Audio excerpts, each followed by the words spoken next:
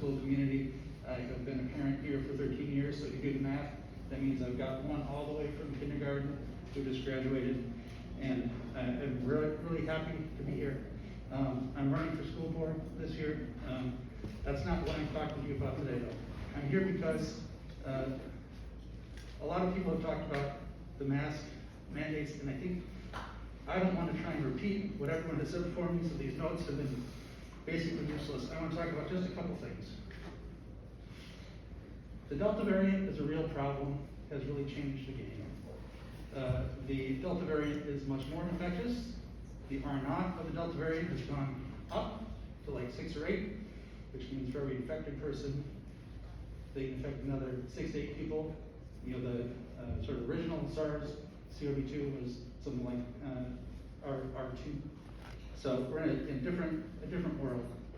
The amount of infectious amount of virus that you will get from an infection is with Delta variant is something like 1,000 times greater than what we saw just a year ago, and that's been proven by several studies. I'm happy to hand those to you. I think you've probably seen them in the materials other people have given you already today.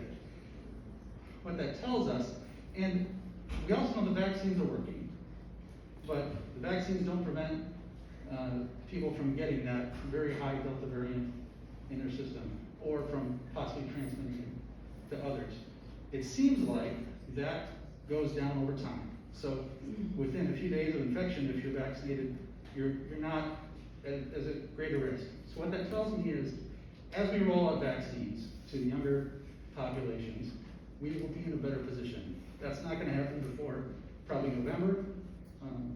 And so I think it behooves us to keep universal masking in place, certainly for those youngest grades who don't have the benefit of any vaccination for protection. This is a serious problem. I just want to step back and say, as a member of the community, it's clear, many people have said this, you have a difficult job, you're going to have to make a tough decision.